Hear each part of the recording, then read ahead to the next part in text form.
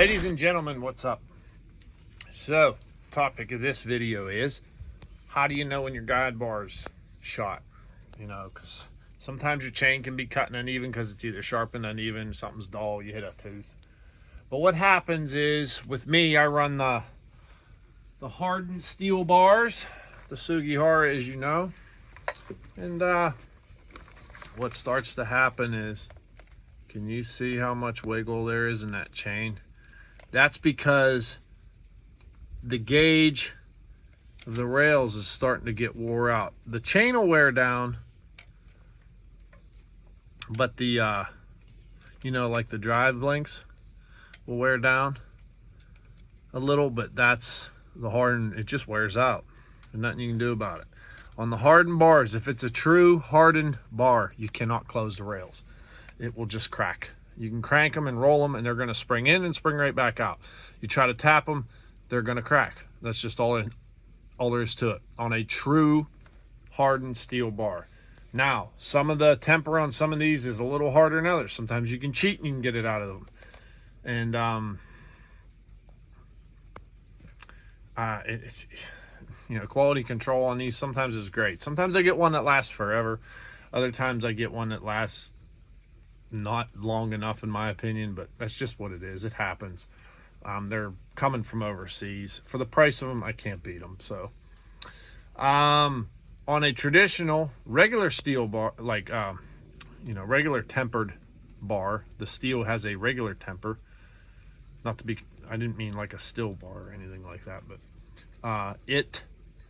you can close those rails because the metal's soft enough that they have a little bar roller. You can roll them and close them up. And people say, well, why not run them? I just like these bars. There's a little, you know, they're a couple, about 8 ounces difference in weight, and they seem to last a lot longer for me.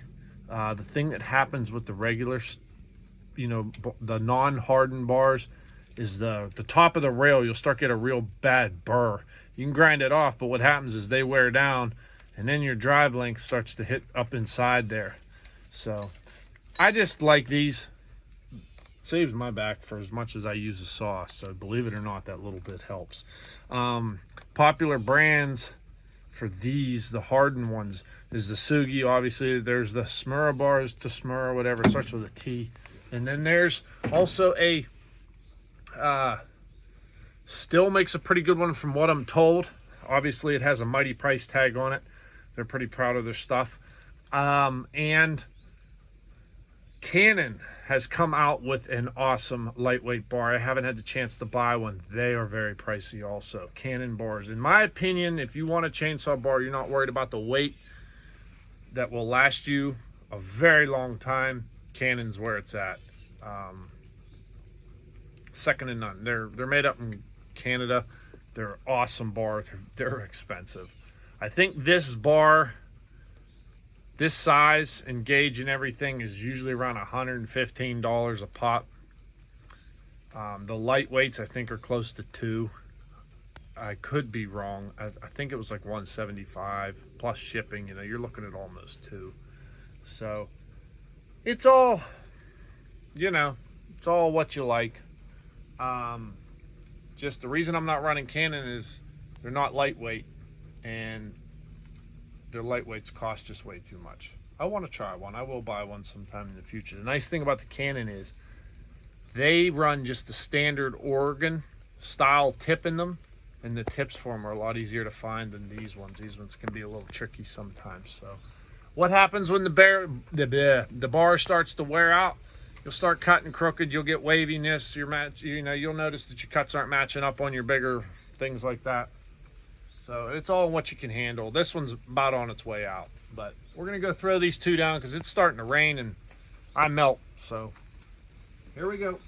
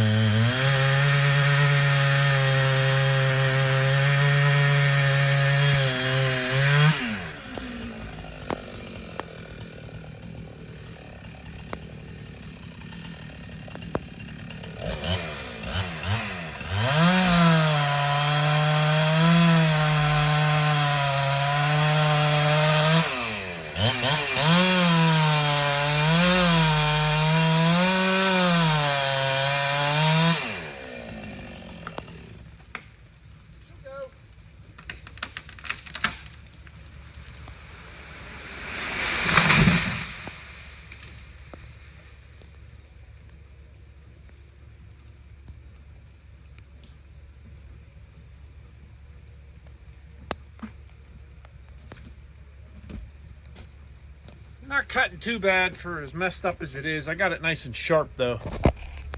So, oh, well that's poopy.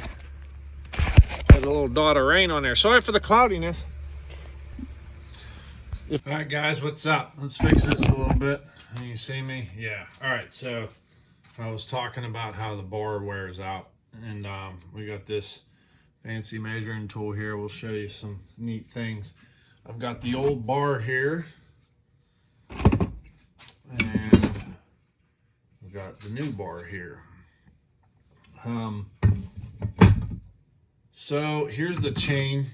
The chain's getting about down in its life. It's still doing okay, but new chain, the thickness, the gauge of this down here, since I'm running 0.050, should be darn near 0.050 for 50 gauge chain. New chain, I just grabbed a piece of 50 gauge chain I have laying here. This is some Husqvarna chain right out of the gate. Typically, it should be just a little bit smaller. I can't get my finger in there. Let's take it out of the bottom. It should be a little bit smaller than 50, obviously, because of tolerances.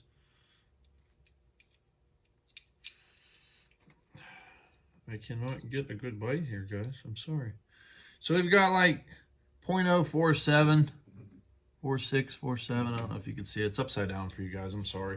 So that's a little bit smaller than the 50 gauge because you can't be dead nuts the same. It wouldn't slide very nice. And a new bar. This is a Sugi bar. It should be just a hair over 50 gauge. I'm gonna make sure that we're zeroed. Okay, we're at 0. So I've got 0.053. 053, 054, 053. So that's pretty close. So when you put a new chain in there, it's nice and tight this way. It doesn't wiggle in there. Or even a semi-used chain. The problem I'm having is that chain, that hits some stuff with it. You take a top off a tooth, so you start end up, the chain gets a little unevenly sharp, which it happens. I'm not worried about getting them all dead perfect every time, long as it's cut and decent. But what'll happen is over time, that rail in here will start to wear. And so will the drive link of the tooth. Them compounded will actually cause, because your teeth are a little bit uneven, or just for any reason, it'll start to wane one way or the other. And then the top of your rail will get a little bit worn too. Well, like I said, on the other bars, you could close this up and then regrind this and get a little more life out of it. But I've found the non-hardened bars, you close them and grind them, you get the same amount of life as if you have a hardened bar and you don't do anything to it. So I kind of like these because they're not much more. But let's check what we got here. The other one was 0.053 on average. We're looking at 065, 063, 063, 62. Out here is going to be more worn because I used the tip of the bar more. 63, 66. So this is worn. Here's the chain that was running. Let's see what it is. It's got to be worn down a little bit. Tell you what, it's actually pretty close. It's 046. That is not worn that much. This is Oregon EXL chain. 046. Let's check a couple teeth. And this stuff's real hard. 045. So it's worn a little bit, but not as much as I expected it, to be honest with you. So honestly, I could probably run 58 gauge. I know I could run 58 gauge chain in this. But that bar has got a little bit of a bend to it. And you see it there. I don't know if you guys can see it. I can see it. She's got a little bit of a bow this way. I've had this thing folded up in some bad situations. So, take her out of service, throw a new chain in it. Let's show how much little wiggle we have in this one with a new chain. Some people say you gotta flip the bar. I use the top and the bottom of the bar pretty evenly, so I don't really worry about flipping her too much. That's just me. Look at that. Now, see how little that wiggles? Let's come down here. I'm trying to, very little play. Let's put it in the old bar and show you what I mean.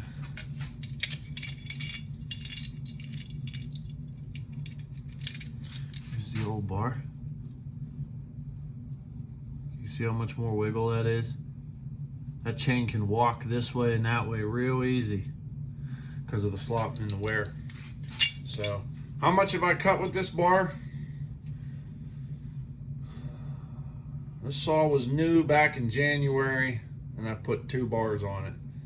I've cut